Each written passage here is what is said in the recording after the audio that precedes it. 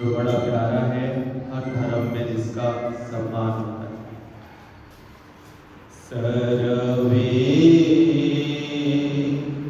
भवन्तु सुखिनः, सर्वे सन्तु निरामयाः, सर्वे भद्राणि पश्यन्तु, मा कश्चित् दुःखभाग् भवेत्।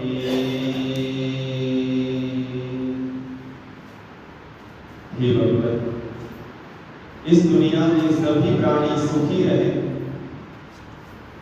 सभी लोग निरोगी रहे, कोई भी दुख का भागीदार ना हो, सभी कल्याण का स्पर्श करें, मुक्ति का मार्ग प्रशस्त करें, सबकी ऐसी मन की परिणति हो जाए। हे भगवान, ऐसी मेरी आज मंगल भावना है।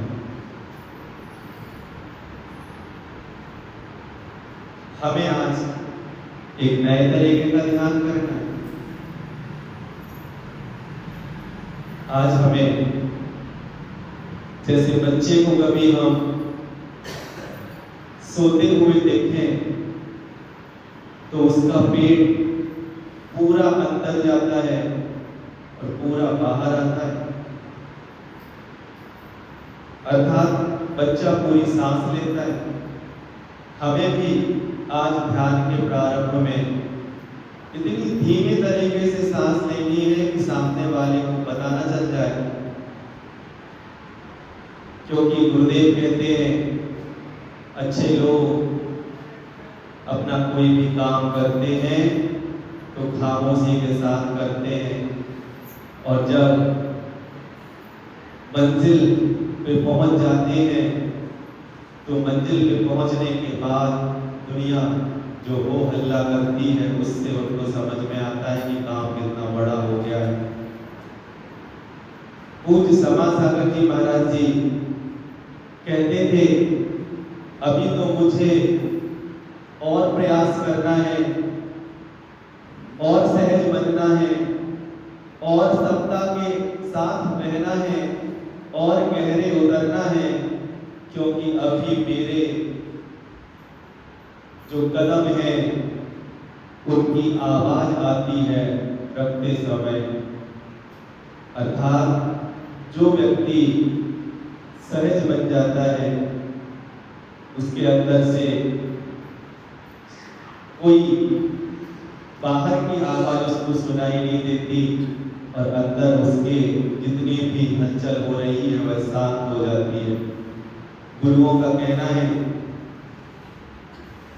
एक पानी जिसमें एक भी तरंग नहीं उड़ रही है हमारा हूबहू चेहरा दिखाने में समर्थ हो जाता है, लेकिन जिस पानी में कंकड़ भी थोड़ा सा फेंक देते हैं तो हमारा बना बनाया चित्र बिगड़ जाता है।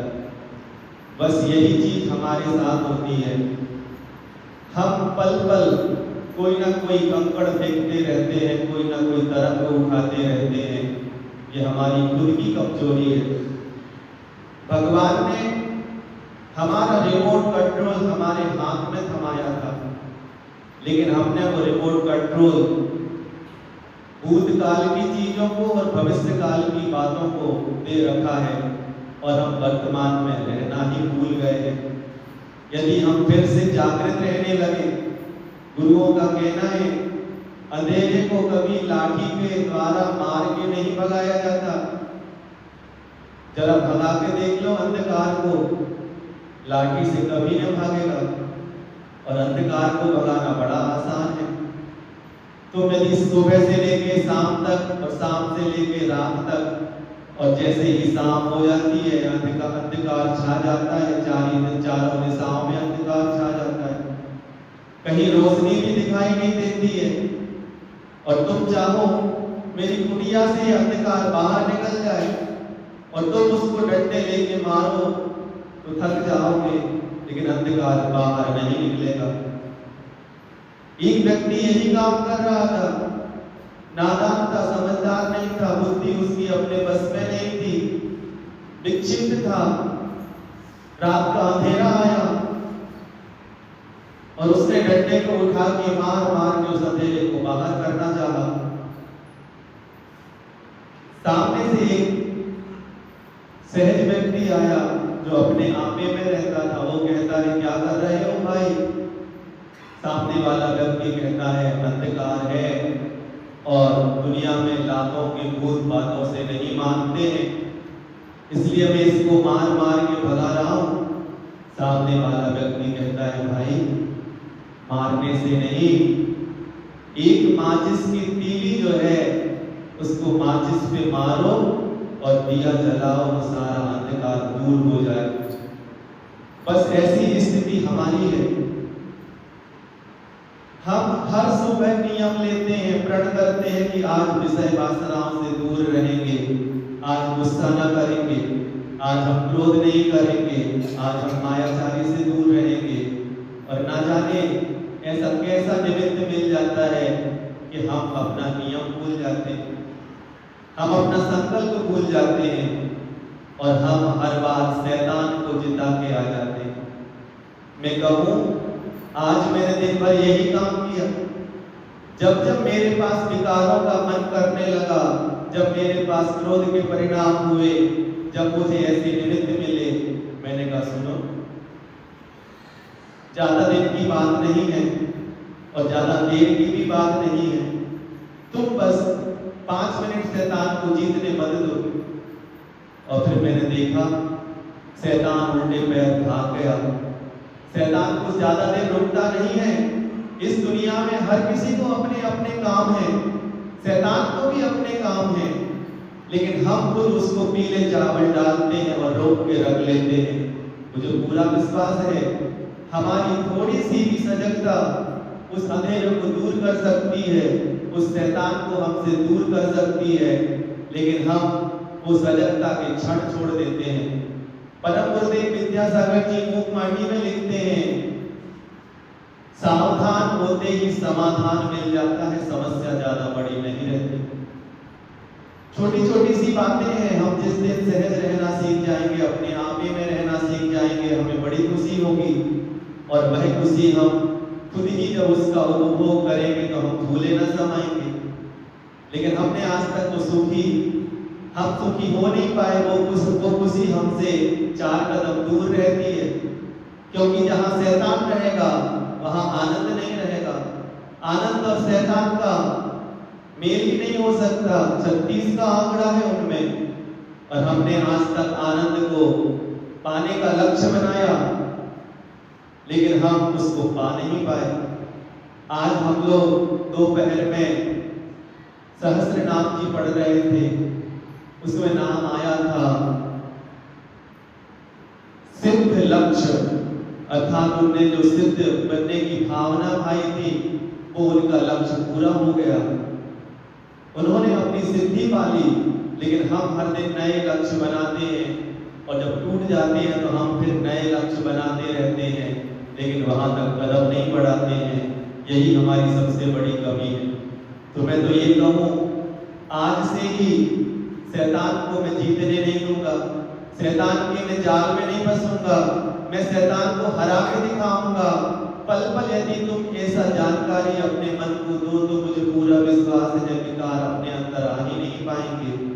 और मैं उस दिन की तलाश में हूँ, उस समय की तलाश में हूँ कि जब मैं शैतान को हरा दूंगा। अनादिकाल हो गया शैतान हमसे हारा नहीं है, शैतान हमारी छाती पे ही चढ़ा रहता है, शैतान हमें दबाता रहता है।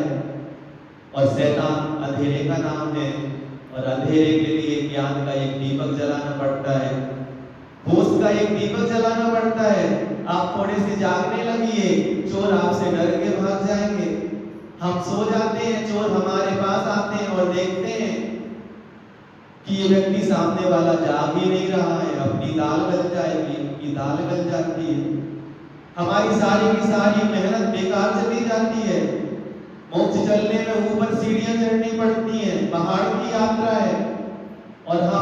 कदम बढ़ते हैं कि 2 कदम नीचे खिसक जाते हैं। सोचते हैं कि मंजिल आ जाएगी, लेकिन हम गोलू के बैल के जैसे दिन भर चलते रहते हैं। दिन भर चलने के बाद भी हमारी आंखों पे एक पट्टी बंधी रहती है, जो मोह की पट्टी है, जो अज्ञान की पट्टी है, जो वासनाओं की पट्टी है। वह हमें दिन भर चलाती है, और दिन भर ही नहीं, अपने जीवन भर चलाती है। और हम कितना ही घटा लें, कितना ही जोड़ लें, जिंदगी के आखिरी पलों में हासिल शून्य आता है। जिस दिन व्यक्ति खोज करता रहता है कि मुझे इस रास्ते पे जाना है, उस रास्ते पे जाना है, लेकिन वो भूल जाता है कि रास्तों पे नहीं जाना है, हमें सिर्फ ठहर जाना है। और हम ठहर जाएंगे तो मंजिल हमारे पास आ जाएगी।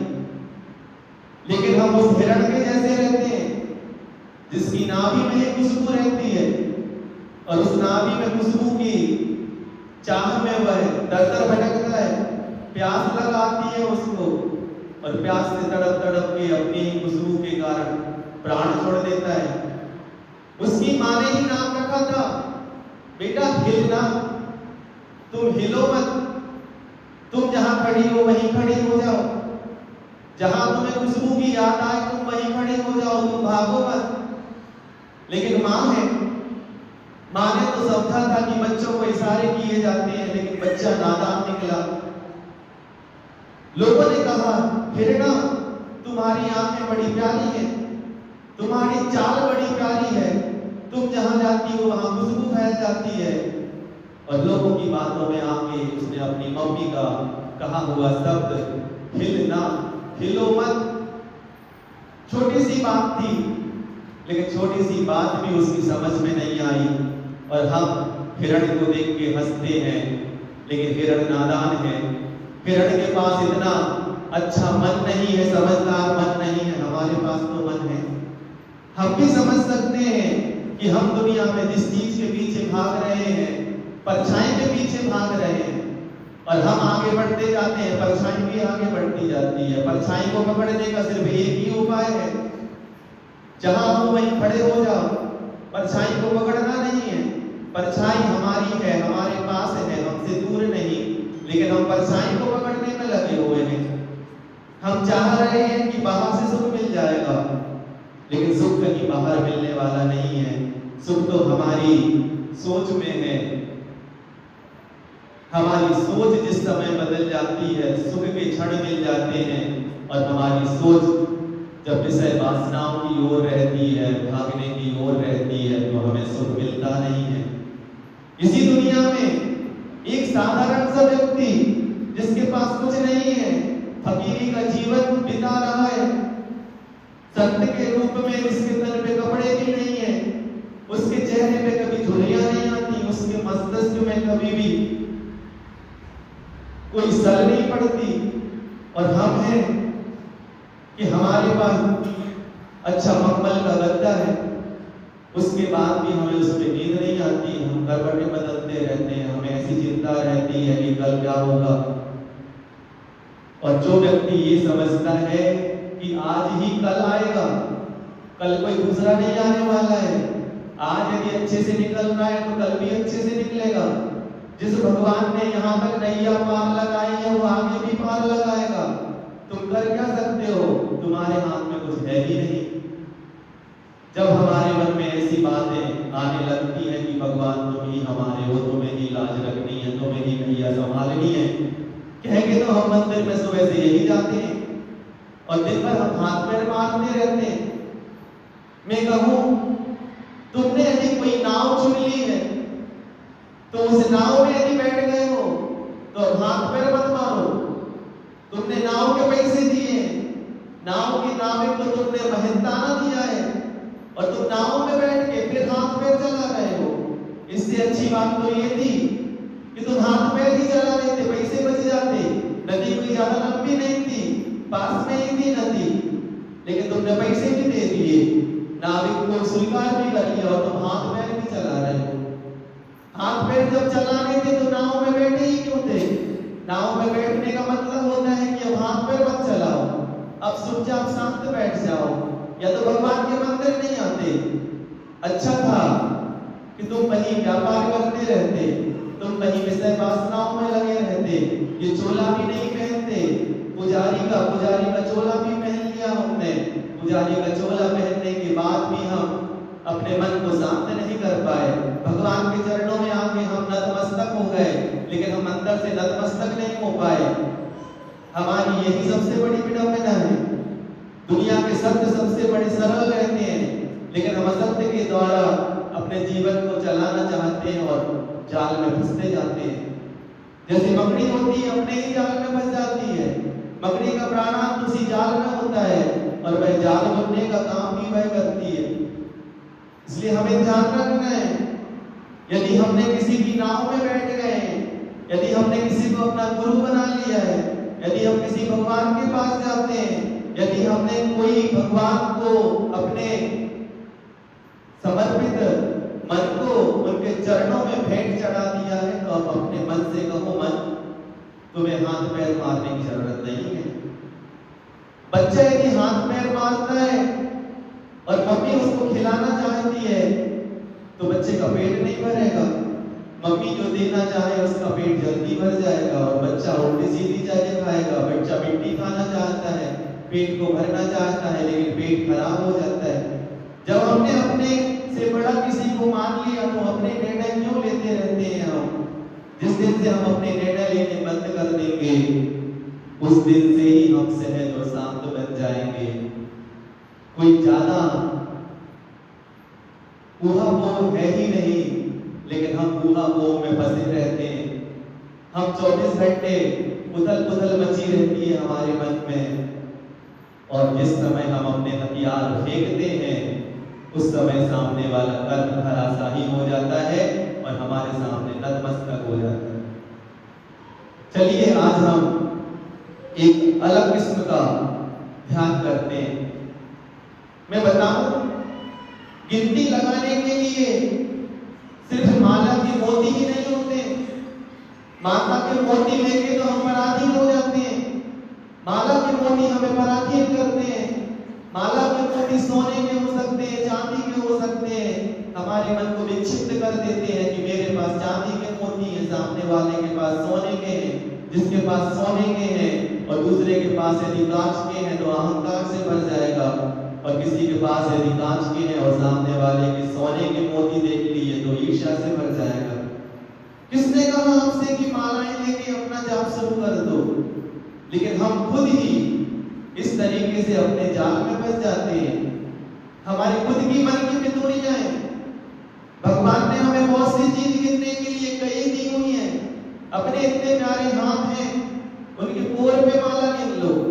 उनके पोर पे माला नहीं गिननी है, अपनी सांसों की माला गिन लो।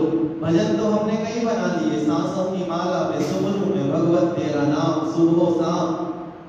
सब झूठ है हमारा। हम कहते कुछ है, करते कुछ है।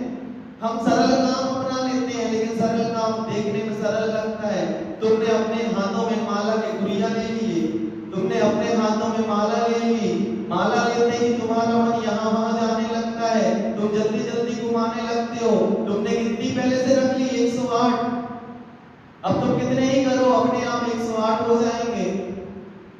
ये सरल काम लगता है हमें, लेकिन बड़ा कठिन था। इसने हमारा सब कुछ छीन लिया, इसने हमारे 10 मिनट बेकार कर दिए। इससे अच्छा तो था अपने दिमाग में गिनती जोड़ लेना। गुरुदेव कहते हैं गिनती ही पढ़ लो तुम, कोई दिक्कत नहीं है। गिनती पढ़ के एक भगवान को नमस्कार करते जाओ। अपने ऊपर वाले बेदी पे चले जाओ, वहां पे छोटे छोटे भगवान हैं। सबके पास जाके एक बार नमस्कार मंत्र पढ़ दो, तुम्हारा काम बन जाएगा। लेकिन तुमने सरल काम चाहा ही नहीं, तुमने कठिन काम अपना लिया और कह रहे हो सरल काम है। मैंने माला के मोती गिन लिए। माला के मोती नहीं गिनना था, अपनी सांसों को गिनना था। अपनी सांसों की रिदम में नमोकार मंत्र को घुमाना था। लेकिन हमने अपनी सांसों की रिदम में नमोकार नहीं घुमा के सिर्फ हाथों में माला में गुड़िया घुमा लिए। अपने आप को हमने भक्त मान लिया, हमने अपने आप को पुजारी मान लिया। मैं आपको आज एक नई तरीके की माला पढ़ना सिखाता हूँ। माला के मोती गिनना सिखाता हूँ। नमोकार मंत्र न पढ़ो, छोटा छोटा कोई मंत्र ही पढ़ लो। आपके दांत हैं, आपकी जिह्वा है।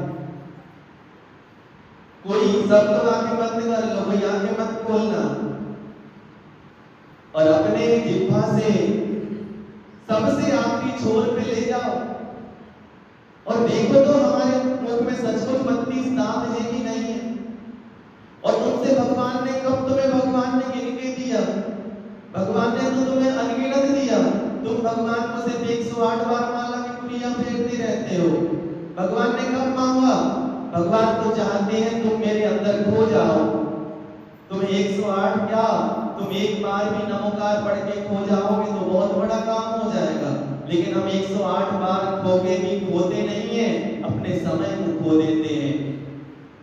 और ये अद्भुत क्षण जो भगवान के पास हमें उनकी साक्षी में निकलने चाहिए थे, वो हम मदहोशी में निकाल देते हैं।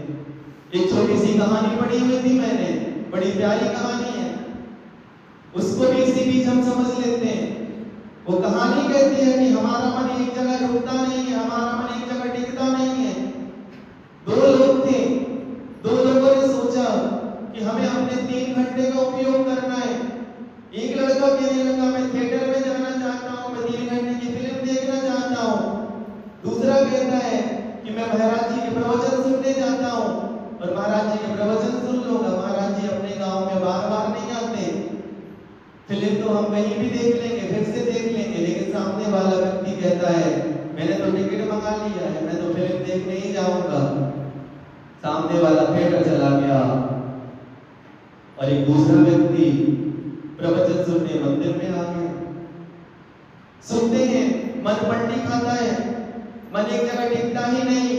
मन धर्म करते करते अधर्म कर लेता है और अधर्म करते करते धर्म की बात सोचने लगता है। मन हमारा उसी कुत्ते के जैसा है जो सुबह से शाम तक अपनी कोई काम की चीज ढूंढता रहता है और सूंघ सूंघ के छोड़ता रहता है। पाना उसको कुछ नहीं है, हड्डी भी मिल जाएगी तो उसको भी चूस चूस के फेंक देगा, फिर सूंघने लगेगा। ऐसा ही हमारा मन है, हमारा मन कभी एक चीज पे टिकता ही नहीं है। बस ऐसा ही हुआ, फिल्म देखते देखते उसका मन करने लगा अरे मैं कहाँ आ गया, ये 3 घंटे की फिल्म है और 3 घंटे की फिल्म में वही बातें कोई अलग से आई नहीं रही, मुझे कोई नई का जानकारी मिल ही नहीं रही है, मेरा टाइम पास हो रहा है। इससे अच्छा तो था मैं महाराज के प्रवचन सुनने चला जाता। ये मन उस कौवे की आंख के जैसा है जिसमें आंखें 2 हैं और देखने वाला एक है। जैसे कौवा अपनी होशियारी के साथ एक ही अपनी दोनों आंखों में कुंडली को घुमाता रहता है, बिल्कुल ऐसी पेंडुलम के जैसा हमारा मन है, एक जगह टिकता ही नहीं है। क्योंकि हमने इसको आदतें ही नहीं बनाई टिकने की, हमने इसको घूमना फिरना सिखाया है, हमने अपनी आंखों को खोल के रखा है और हमने अपनी आंखों को खोल के लेन देन करना भी सिखाया है। हमारी आंखों को खुली रखना तो अच्छी बात थी, लेकिन लेन देन करने की किसने कहा था? तीर्थंकर भगवान की भी आंखें खुली रहती है, तीसरी आंख खुल जाती है उनकी। तीसरी आंख खुलने के बाद भी वो आंखें खोल के रखते हैं, लेकिन लेन देन नहीं करते। वो जाके किसी चीज के अंदर से राग द्वेष नहीं करते हैं। देखना बुरा नहीं है, लेकिन देखने के बाद उसमें राग द्वेष करना, विकल्प करना, ये अच्छा है ये बुरा है, ये परेशानी का कारण है, लेकिन हम वही काम करते रहते हैं। गुरुओं का कहना है पलकें खुद कह रही हैं एक पल के लिए खोलो, और एक पल के खोलने के बाद उन पलकों को बंद कर लो। लेकिन हम पलकें बंद करके सपनों में छूट जाते हैं, हम कई विकल्प करते रहते हैं, सामने वाली चीज हम निमित्त बना लेते हैं, फिर हम उसमें रंगरलियां बनाते रहते हैं, फिर हम उन रंगों में डूबते रहते हैं। इस तरीके से हम अपने आप को खुद बचा लेते हैं। सुनते हैं वो फिल्म देखने वाला बच्चा सोचता है अच्छा था मैं यहाँ नहीं आता, 3 घंटे खराब किए, 100 रुपए का नोट भी पानी में चला गया, इससे अच्छा था मैं संत का प्रवचन सुनने चला जाता, इससे अच्छा था मैं भगवान के पास चला जाता, इससे अच्छा था मैं स्वाध्याय में बैठ जाता, इससे अच्छा था मैं पूजा में बैठ जाता। ये मन की कैसी गति है समझ में ही नहीं आती है, एक पल में जाने कहां से कहां तक पहुंच जाता है। और जो मंदिर में बैठा हुआ है वह भी कह रहा है कहां फंस गए। ये महाराजियों का तो काम ही रहता है, पाप से दूर हटो, पाप से दूर हटो। इनका तो दुकानदारी नहीं है, इनकी तो यही दुकानदारी है, इनको तो यही बातें आती हैं, इनको तो सिर्फ इतनी ही बातों से संबंध है। अच्छा था कोई नई फिल्म देख आते, नई चीजों को पा लेते, कोई नए रंग बिरंगे गीत सुन लेते। ये मन बड़ा पापी है। अच्छाई में बुराई, बुराई में अच्छाई ढूंढना इसका स्वभाव है। ये अपने दोस्त के जैसा है, जैसे दोस्त हमसे मजाक करता रहता है। एक प्रेमी और एक प्रेमिका एक दूसरे से मजाक करते रहते हैं, एक दूसरे को हराना चाहते हैं, और जब हारने लगता है तो कहते हैं मजाक कर रहे थे हम। बस बिल्कुल इसी तरीके से मन के साथ होता है। मन को एक बार अच्छे से बता दो, बहुत मजाक हो गया, अब मेरे साथ मजाक ना करना, तुमने मेरे साथ बहुत खिलवाड़ कर ली, अब मुझे मजाक से मतलब नहीं है। अब नाक के ऊपर पानी आ गया है, लेकिन हम एक बार भी बताते नहीं है, हमें मजाक से ऊब नहीं आती। हम मन के साथ खेलते रहते हैं, मन हमारे साथ खेलता रहता है। गुरुओं का कहना है समय काटने के लिए मनुष्य भाव नहीं मिला, मनुष्य भाव में हमें कर्म काटने थे, लेकिन हम बातों में आ जाते हैं मन की, और मन हमें बातों में लेकर के परेशान कर देता है, और हमारा दिन से रात, रात से दिन होती जाती है, और सारा समय यूं ही बर्बाद हो जाता है। सुनते हैं देवों की माला 6 महीने पहले मुरझाने लगती है, और हमें तो पता ही नहीं चलता है कब हमारा काल आके हमें पकड़ लेता है। घोड़े पे बैठे बैठे ही साइलेंट अटैक आ रहे हैं, नाचते नाचते ही बच्चियां चली जा रही है नई नई उम्र की। अच्छे हैं देव, कम से कम 6 महीने पहले माला मुरझा जाती है, लेकिन इतनी बड़ी जिंदगी माला मुरझाने पे होश आता है उनको, उसके पहले उनको होश ही नहीं आता है। मदहोश रहते हैं, कभी नंदनवन में घूमते हैं, कभी बाग बगीचों में घूमते हैं, कभी नदियों में नहाते रहते हैं, कभी यहाँ घूमते हैं, कभी वहां घूमते हैं। भगवान के चरणों में भी जाने का मन नहीं करता, अब ज्ञान होने के बाद भी उनका मन नहीं करता। बस ऐसे ही हम रहते हैं। जब हमारी उम्र पूरी बीत जाती है, तब हमें लगता है कि भगवान अब क्या करें, अब क्या करें, अब क्या करें, अब कुछ नहीं करना है। लेकिन सुनो, अभी भी समय खत्म नहीं हुआ, अभी भी यदि जाग जाए तभी सवेरा हो जाए। सुनते हैं एक व्यक्ति सुबह सुबह घूमने के लिए जा रहा था, अंधेरा था, और अंधेरे में जाते जाते उसको एक पैर से कुछ थैली टकराई, और उस थैली को उसने अपने हाथ में उठा लिया, और अपने हाथ में उठा के वह व्यक्ति देखता है कि बहुत भारी है ये थैली। उसको लगता है आज अप्रैल, 1 अप्रैल है, किसी ने अप्रैल फूल मनाया है, किसी ने मेरे साथ मजाक किया है, और मेरे पैरों के सामने ही ये थैली आके मुझसे टकरा गई है। आज बिल्कुल मुझे विश्वास है कि आज कोई मुझे बेवकूफ बनाने वाला है। चलो कोई बात नहीं, यदि ये मुझे थैली किसी ने दी है तो अच्छा है, पास में ही नदी बह रही है, और बच्चों को नदी में पत्थर डुब डुब करने में बड़ा अच्छा लगता है। वह संस्कार उसके गए नहीं, बड़ा हो गया, लेकिन बड़ा तन से हो गया, मन से छोटा ही है। वह उठाने लगा थैली को उठा के उसने उसका बंद खोला, और बंद खोल के उसने एक पत्थर निकाला जिसको वो पत्थर समझ रहा है, और पत्थर को उठाया उसने, और उसने कहा सामने वाला व्यक्ति मेरे साथ मजाक कर रहा है, क्यों ना मैं इसका मजा ले लूं। उसने एक पत्थर को लिया और तेजी से फेंक दिया।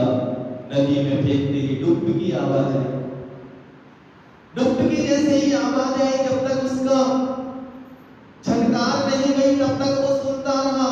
उसने दूसरा पत्थर ना फेंका, थोड़ी ही देर में उसको फिर जैसे खाज खुजाते हैं वैसे ही खुजली हुई कि मुझे इस तरीके की फिर से आवाज सुननी। हाथ में थैली है, हाथ में थैली में सोच रहा है बहुत भारी है, कम कर लूं, एक पत्थर और निकालता है, उस पत्थर को भी दे मारता है, और जैसे ही डुब की आवाज आती है आंख बंद करता है, एक बार रस लेता है उस डुब की आवाज का, और डुब की आवाज करते करते थैली में जितने भी पत्थर थे, जितने भी चीज थी जो भारी लग रही थी, सारे पत्थरों की उसने सिर्फ सरगम सुन ली। चलता जा रहा है नदी के किनारे, और डुब डुब की आवाज सुनता जा रहा है। लेकिन तभी अचानक उसका दिल दहल जाता है। सूरज की पहली किरण निकल आती है, अंधेरा खत्म होने को, अंधेरा खत्म हो जाता है, सूरज की पहली किरण उसकी सुनहरी थैली पर पड़ती है।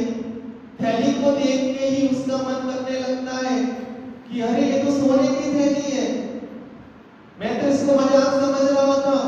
और जैसे ही उसने हाथ अंदर डाला, हाथ अंदर डालते ही उसको लगा ये क्या है, ये तो हीरा है, ये तो सोने की मोहर है, ये तो बड़ी कीमती चीज है।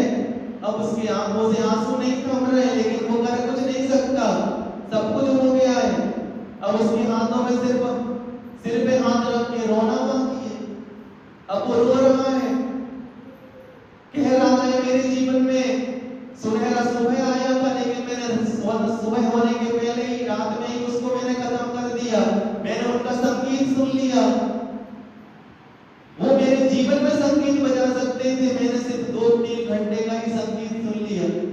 और बड़ा खुश हो रहा था कि मेरे साथ किसी ने मजाक किया और मैं आज मजाक का मजा ले रहा हूं।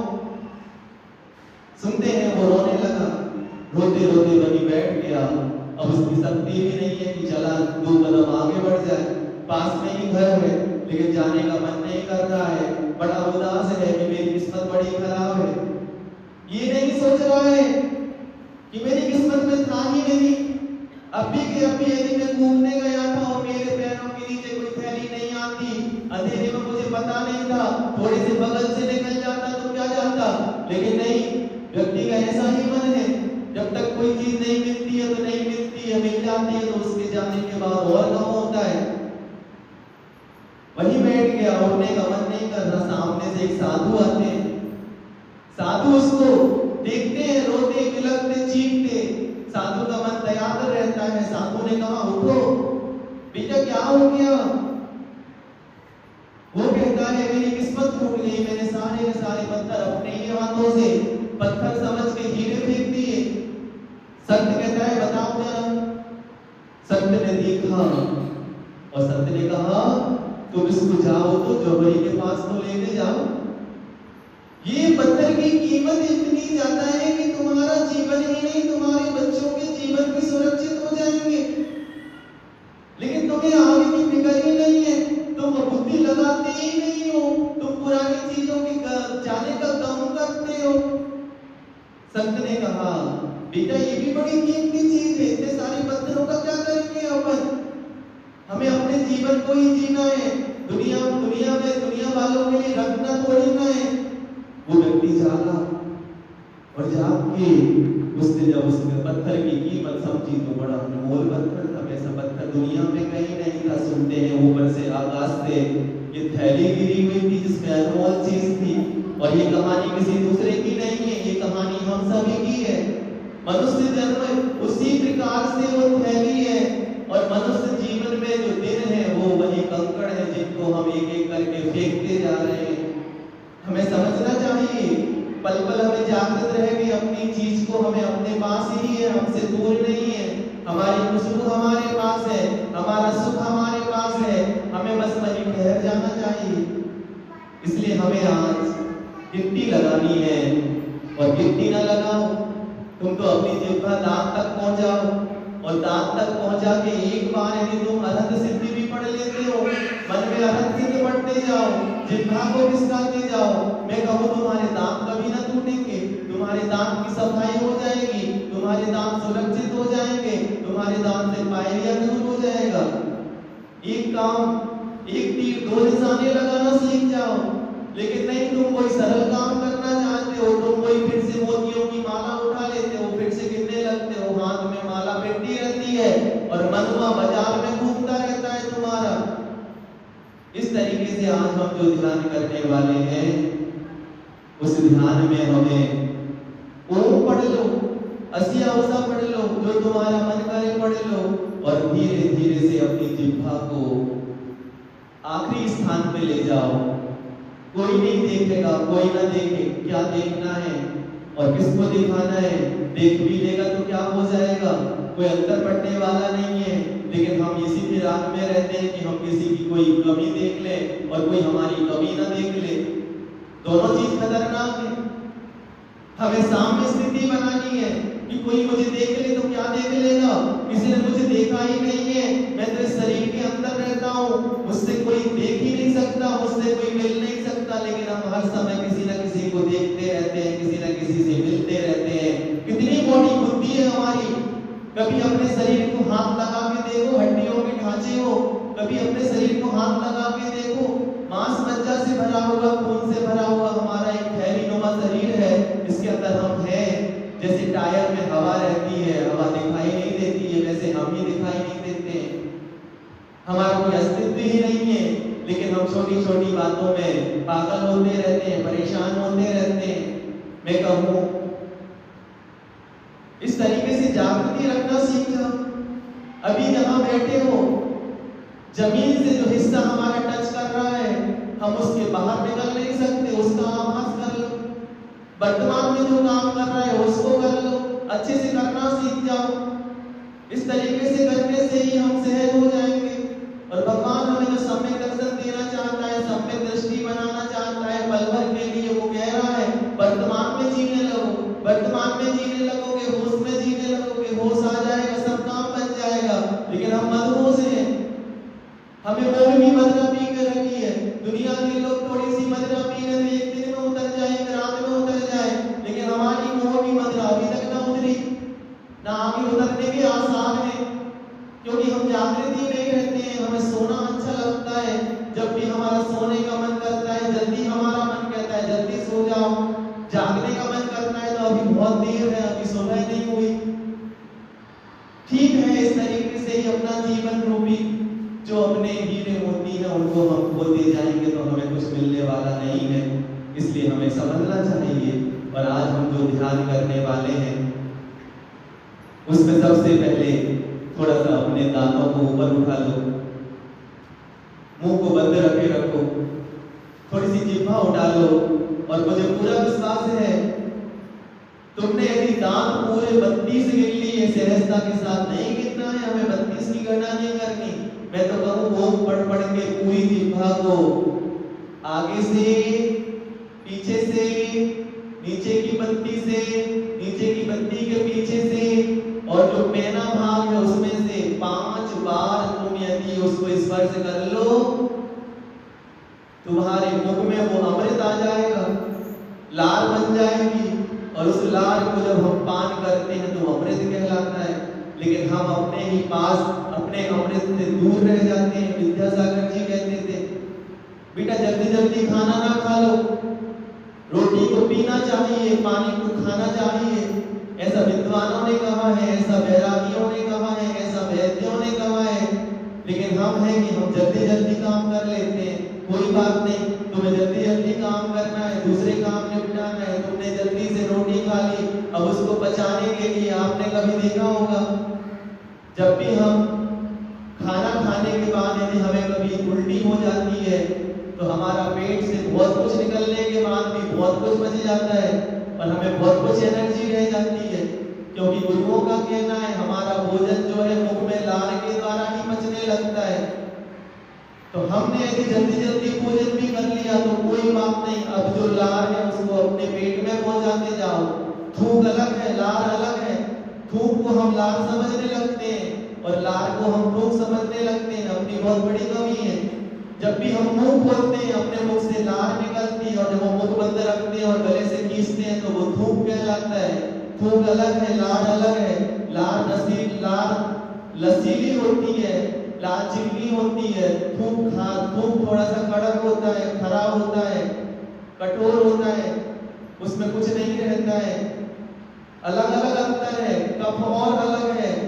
कफ यदि अपने किसी शरीर पे लग जाए तो फोड़े फुंसी हो जाए, और यदि अपनी लार कहीं लग जाए तो फोड़े फुंसी ठीक हो जाए। तुमने कभी देखा है गैया को कभी खाज नहीं होती, गैया के बच्चों को कभी खाज नहीं होती, क्योंकि गैया एक दूसरे को चाटती रहती है।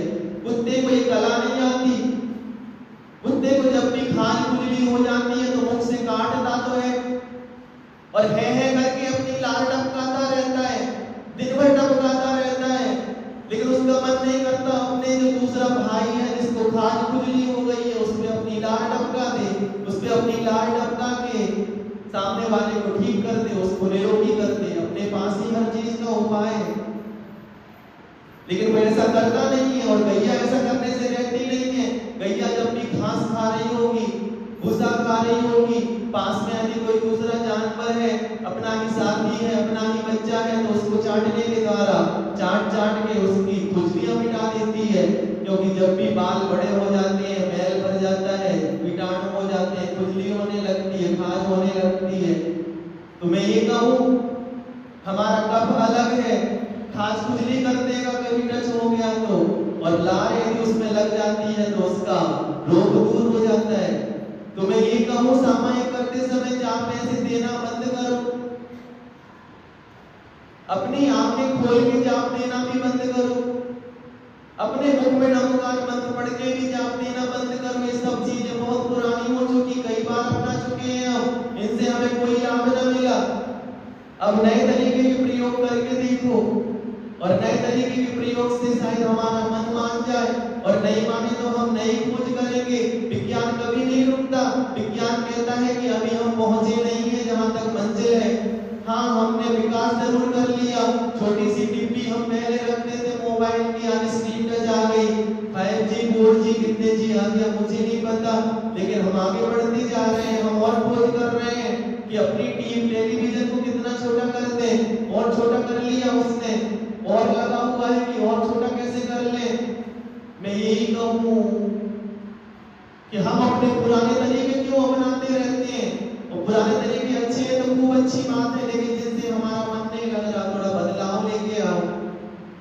और जब भी नमोकार मंत्र पढ़ो तो थोड़ा सा मुंह अपना, दांतों को ऊपर उठा लो, जिह्वा को कलवे से लगा लो, ऊपर लगा लो, दाएं लगा लो, बाएं लगा लो, दांतों पे घुमा लो, और नमोकार मंत्र ऐसे पढ़ लो। एक बार ऐसा पढ़ के तो देखो, शायद तुम्हारा मन लग जाए।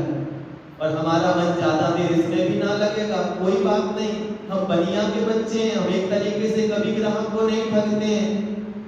हम ग्राहक को, हर ग्राहक से हम पैतरे बदलने जानते हैं। जब हम व्यापार कर लेते हैं तो हम ये काम भी कर सकते हैं, और इस काम के द्वारा भी हम नमोकार जो हमारा अंतरंग का मन है, नमोकार मंत्र जो हमारा आधार है, नमोकार मंत्र जो हमें प्राणों से प्यारा है, वो कम नहीं है। नमोकार मंत्र वही है, हम बदल गए हैं, हमारे परिणाम बदल गए हैं, हमारे मन की चंचलता बदल गई है। कल के लोग मोटा खाते थे, मोटा पहनते थे, उनका मन नहीं करता था कि बाहर की चीजें हम पसंद कर लें, उनका मन करता था हमारी जिह्वा में चौटियां ले लें, और चौटियां लेके घर का ही उनको रोटी खिला दें। चिकनी चुपड़ी चीजें खाने से तो मन चंचल हो जाता है। उनका मन करता था, मैं एक छोटी सी बात बताऊं, अपने यहाँ की है, बड़ी प्यारी है, बनारसी दास जी का नाम सुना होगा आप लोगों ने। बनारसी दास जी वो व्यक्ति हैं जो हर दिन 5 पगड़ियां बेचते थे। 5 पगड़ियां, चाहे सुबह बिक जाए, चाहे शाम बिक जाए, चाहे दोपहर बिक जाए, चाहे ना बिके, एक पगड़ी भी बिके तो उनका मन ये नहीं करता था कि अगले दिन 9 पगड़ियां बेचूंगा। नहीं, हर दिन की 5 पगड़ियां बेचनी है, पुण्य पे थोड़ा भरोसा करो। और एक दिन हुआ ये, कोई व्यक्ति कहीं बाहर जा रहा था, यात्रा पे जा रहा था, उसको 6 पगड़ियों की जरूरत थी। 5 पगड़ियां पंडित जी ने दे दी, 5 पगड़ियों के पैसे ले लिए, जो कीमत सही होती है, कम से कम पैसे में बेचने का काम करते थे, जिससे मेरा पेट चल जाए, मेरा पेट भर जाए, और सामने वाले का उपयोग हो जाए, सामने वाले को उस चीज की उपयोगिता समझ में आए, उसको पैसे देने भार ना हो जाए। उसका दिल दुखा के पैसे लेके हम करेंगे क्या? दिल दुखा के जब भी पैसा लिया गया तो पैसा गलत कामों में ही लगता है। पंडित जी से वो व्यक्ति मांगने लगा, पंडित जी मुझे छठवीं टोपी भी दे दो, पगड़ी दे दो छठवीं। पंडित जी कहते हैं, भैया आज का मेरा कोटा पूरा हो गया, आप बगल वाली दुकान से ले लो। व्यक्ति कहता है, पंडित जी हमने तो आज तक ऐसा व्यक्ति नहीं देखा, लोग तो आज सुबह को शाम, रात को भी दिन बनाने में लगे, ओवर टाइम कर रहे हैं, अपनी जिंदगी के क्षण ऐसे खो देते हैं पैसा कमाने में, और बाद में जब बीमार हो जाते हैं तो पैसा फिर गंवाने लगता है। व्यक्ति सोच ही नहीं रहा है कि मैं क्या कर रहा हूँ, कितना अच्छा कर रहा हूँ, कितना उपयोगी कर रहा हूँ। पहले से एक लिस्ट बना लो, क्या करना है, कितनी इससे लाभ है, कितनी इससे हानि है, ये तो हम समझते ही नहीं है। हम तो बस भेड़ चाल चलते रहते। पंडित जी कहने लगे, बेटा भैया सामने वाली दुकान से पगड़ी ले लो, उसका भी पेट है, उसके भी बाल बच्चे हैं, मेरा तो आज का गुजारा हो गया। जो व्यक्ति ऐसी भावनाएं रखता है उसका मन चंचल ना होगा। जो सफेद कपड़े पहनता है, ज्यादा रंगीन कपड़े नहीं पहनता, उसके लिए कितनी डिजाइनें होंगी दुनिया में। मैंने एक जगह देखा, वहां पे लिखा हुआ था, चप्पल की ऐड हो रही थी, लिखा था 1000+, अर्थात उसके पास 1000 जोड़ियां नई नई डिजाइन की चप्पलें। दुकान में कितने डिब्बे रखते हैं? 12 डिब्बे हम ले आते हैं। पहले हम 12 जोड़ी चप्पल लेके आ जाते थे। कोई सफेद चप्पल रहती थी, कोई क्रीम चप्पल रहती थी, कोई नीली या पीली रहती थी। सामने वाला व्यक्ति इतनी चप्पल लेके आ जा सकता था। आज 1000 चप्पलों को दुकानदार भी नहीं खरीद पाएगा। लेकिन हमारी वृद्धता इतनी बढ़ती जा रही है। कल जितनी दुकानें किराने की रहती थी, आज उतनी दुकानें कपड़े की रहती हैं। इसका मतलब ये है किराना कम हो गया है, कपड़े से ज्यादा संबंध रखने लगे हैं। हमारा सुबह का कपड़ा अलग है, हमारा दोपहर का कपड़ा अलग है, हमारा खाने का कपड़ा अलग है, हमारा सोने का कपड़ा अलग है। इस तरीके से हमने खुद अपनी आवश्यकताएं बढ़ा के अपने मन को चंचल बनाया है। जो व्यक्ति सहज और सरल बनना चाहता है वो अपनी आवश्यकताएं कम करके भगवान से तो यही कह रहे हैं, नासा दृष्टि रख के कि सुनो, ना आशा दृष्टि, ना कि नाक पे नासा दृष्टि रखनी है। भगवान अपने बड़े अलग हैं। भगवान चाहते हैं कि तुम थोड़े से इशारे समझना भी सीखो। सब कुछ शब्दों को कहना नहीं आता।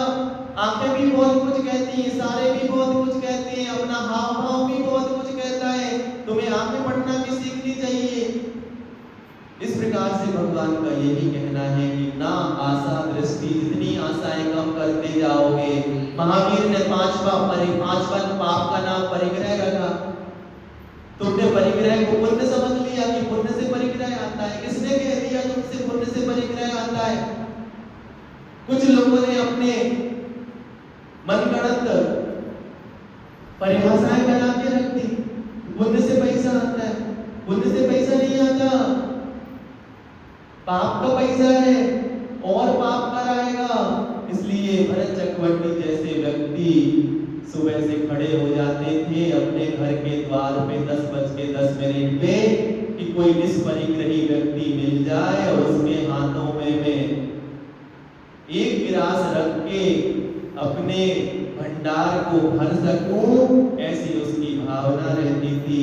इस तरीके से गुरुओं का यही कहना है, जो संसार विषय सुख होता तीर्थंकर क्यों त्यागे। तीर्थंकर के पास क्या कमी थी? इस प्रकार से हम समझे, बड़े सहज बने, अपने आपे में आए, अपने भान में आए, सूरज आने से पहले अपने भान में आ जाए। ऐसी भावना के साथ आज का ध्यान यहीं पे विराम देता हूँ। मैं एक मंत्र पढ़ता हूँ, आप अच्छे से हाथ जोड़िए, सहजता के साथ उसका श्रवण कीजिए। नमो हरि भगवते प्रक्षिणसे सदोष कल्पसाय दिव्य तेजो मूर्तये श्री शांतिनाथाय शांतिकराय सर्वविघ्न प्रणाशनाय सर्वरोगाप मृत्युविनाशनाय सर्वपर क्षुद्रोपद्रव विनाशनाय सर्वारिष्ट शांतिकराय ओम क्रांति क्रूं ह्रौं ह्रैं ऐसी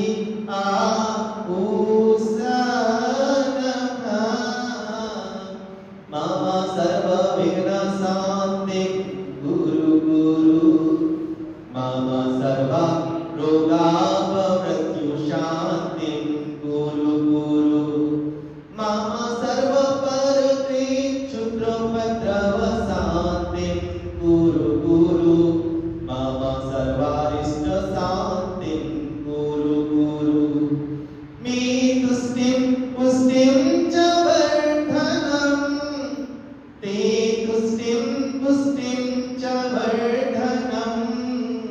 तेमे तुष्टिं पुष्टिं च वर्धनं स्वाहा स्वाहा स्वाहा।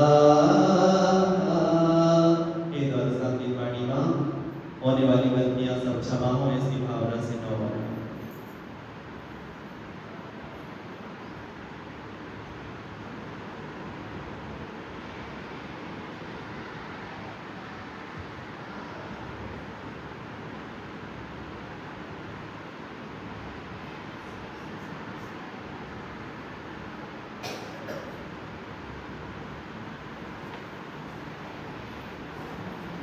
द्वादश की वाणी माता की